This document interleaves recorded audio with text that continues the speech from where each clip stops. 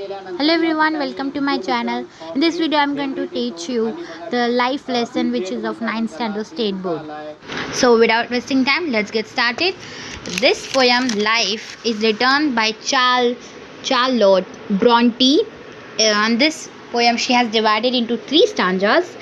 So the first line is, life belief is not a dream. She says that life is not a dream, it's reality. ये असलियत है. So dark as sages से, वो कहती है कि बहुत बार कहा जाता है कि ज़िंदगी बहुत मुश्किल होती है, ज़िंदगी में बहुत सारी कठिनाइयाँ होती है, बहुत सारी प्रॉब्लम्स होती है. तो वो कहती है ऐसा बिल्कुल भी नहीं है. After little rain foretells a pleasant day. वो कहती है चाहे शुरुआत गलत हो, चाहे शुरुआत में कोई प्रॉब्लम्स आए, लेकिन इसके आगे हमेशा अच्छे दिन ही होते हैं. यहाँ पर वो लिटिल मॉर्निंग रेन को एक मुसीबत का नाम देती है, मुसीबत कह रही है. यानी कि नॉर्मल जो प्रॉब्लम्स होती है, सुबह आकर आपका दिन ख़राब जाता है, तो सुबह की शुरुआत अगर गलत होती है तो लोग कहते हैं कि पूरा दिन ख़राब जाएगा. इसका ये अगर हम इसको ज़िंदगी से रिलेट करें तो अगर आपकी स्टार्टिंग में ज़िंदगी के किसी स्टार्टिंग में प्रॉब्लम्स आ रही तो इसका मतलब ये नहीं कि आखिरी तक आपको प्रॉब्लम्स ही रहेंगी. वो कहती है कि अगर थोड़ी प्रॉब्लम हुई शुरुआत में तो इसका मतलब ये नहीं कि आपको रुक जाना चाहिए, आपको हताश होना चाहिए, बिल्कुल भी नहीं. आपको एक न्यू स्टार्टिंग करनी चाहिए अपनी ज़िंदगी की. Sometimes there are clouds of gloom but this are translate all. वो कहती है sometimes there clouds of gloom. Gloom मतलब प्रॉब्लम्स की, क्लाउड्स यानी कि बादल, काले बादल छा जाते हैं. यानी काले बादल वो इसलिए ले रही है क्योंकि काले बादल छाना मतलब काले बादल छाते हैं तब हमें दिखता नहीं है और हमें ऐसा लगता है कि बहुत तेज़ बारिश होगी. तेज़ बारिश यानी मुसीबत होगी इस यहाँ पर अगर उसको ले तो वो कहती है ऐसा बिल्कुल भी नहीं है. अगर आपको काले बादल दिखे, आपकी ज़िंदगी में कुछ प्रॉब्लम स्टार्टिंग दिखे, तो इसका मतलब ये नहीं कि प्रॉब्लम बहुत बड़ी आने वाली है. If the shower will make the roses blown. वो कहती है कि अगर शावर से रोजेस ब्लूम हो जाते हैं, रोजेस खिल जाते हैं, अगर रोजेस खिल सकते हैं तो हमारी प्रॉब्लम्स भी सॉल्व हो सकती है.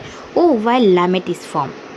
अब यहाँ पर आप देखोगे मीनिंग दिया है लैमेट का, एक्सप्रेस ग्रीफ और रिग्रेट. यानी कि प्रॉब्लम, रिग्रेट या ग्रीफ प्रॉब्लम है तो इसका मतलब ये नहीं कि ऐसा कहे कि क्यों मुसीबत मुझ पे आई. यहाँ पर ट्रांसलेट का मीनिंग भी उन्होंने दिया है. ट्रांसलेट मतलब टेम्पररी, जो मैंने आपको कहा कि बट दिस आर ट्रांसलेट, और ये बहुत ही कम समय के लिए होती है. इसका मतलब ये नहीं कि बहुत लॉन्ग टर्म तक चलेंगी.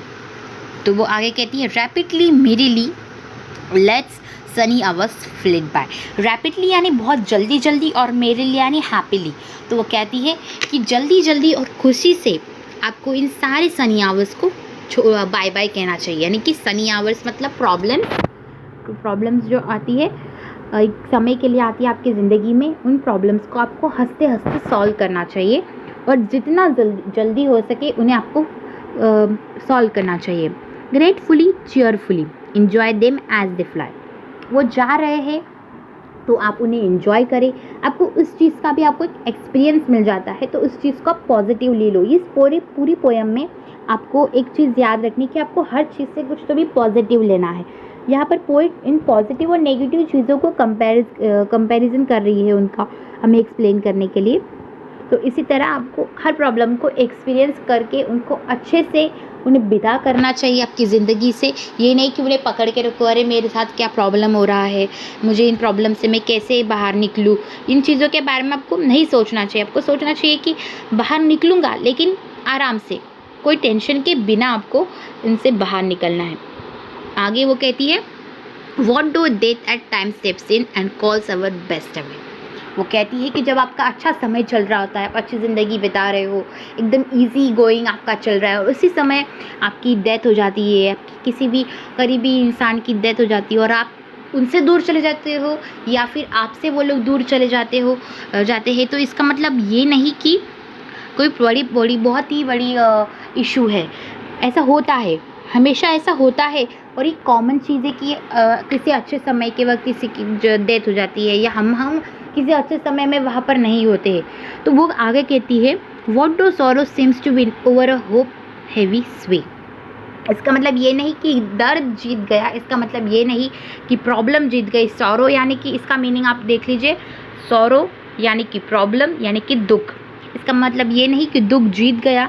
आप हमेशा एक होप में रहो, हमेशा आपके दिमाग में एक डिटर्मिनेशन रखो कि आप जीत सकते हैं आगे। It hope again elastic spring. वो कहती है कि होप यानी कि आशा हमें रखनी चाहिए। वो होप को कंपैरिजन कर रही है इलास्टिक से। इलास्टिक ऐसी चीज़ होती है जो मुड़ जाती है, खींच जाती है। ये बहुत ही हमें पता है इलास्टिक मतलब क्या होता है। तो उस हमारी जो होप है वो भी इलास्टिक स्प्रिंग के जैसी होनी चाहिए। अब इलास्टिक स्प्रिंग ये यहाँ क्यों कह रही है, क्योंकि स्प्रिंग जो सीज़न होता है वो जब चलता है, जब स्प्रिंग सीज़न होता है तब बीच में कभी विंटर आ जाता है, कभी कोई और सीज़न आ जाता है, तो वो मुड़ता है लेकिन कभी ख़त्म नहीं होता, वो आगे आने वाला होता है। स्प्रिंग अभी चला गया तो कोई बात नहीं, आगे तो आएगा। और बीच बीच में आपको स्प्रिंग की छोटी छोटी झलक भी दिखती है। तो हमारी होप हमेशा एक स्प्रिंग के जैसे होनी चाहिए, इलास्टिक स्प्रिंग के जैसे। अनक्वाइड दो शी फेल्ट। अनक्वाइड यानी कि बिना रिजल्ट के, यानी कि अनकॉन्क्वर्ड।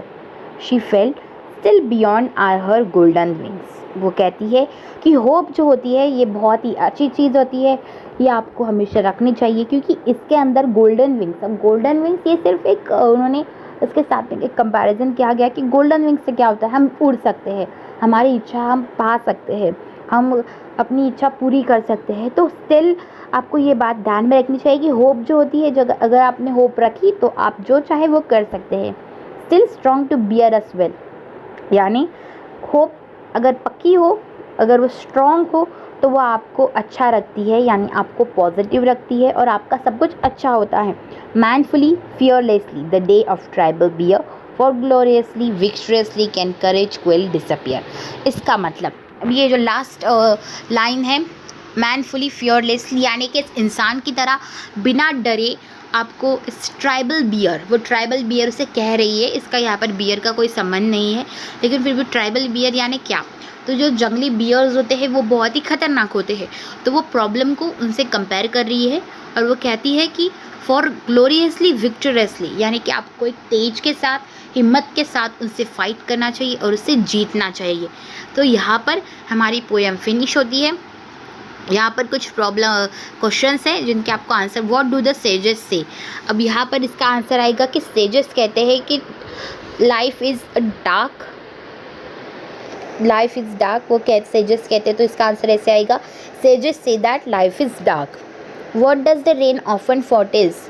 यहाँ पर इसका आंसर आएगा, rain often foretells the pleasant day. What should we do during joyful times in life.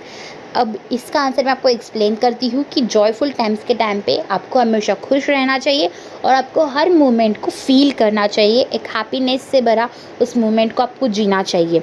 इसका आंसर आएगा, during joyful time we should live the moment joyfully, happily. Who does our best refers to, who does our best refers, our best ये यहाँ पर आया हुआ word है, our best, and calls our best away. Our best यानी हमारे करीबी लोग, हम इसको कह सकते हैं our relative, friends and beloved. Via wings of hope golden because they help us in flying. अब वो कहती है, क्वेश्चन में कह रहा है, why are wings of hope golden, hope की विंग्स गोल्डन क्यों है।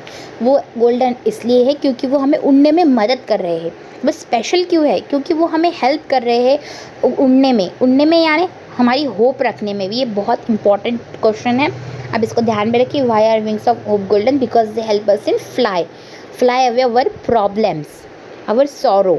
सो this is how the poem is. और यहाँ पर कुछ क्वेश्चन है, ये बहुत ही सिंपल क्वेश्चन है और इस तरह हमारी पोएम फिनिश होती है। आई होप कि आपको मेरी ये वीडियो पसंद आई।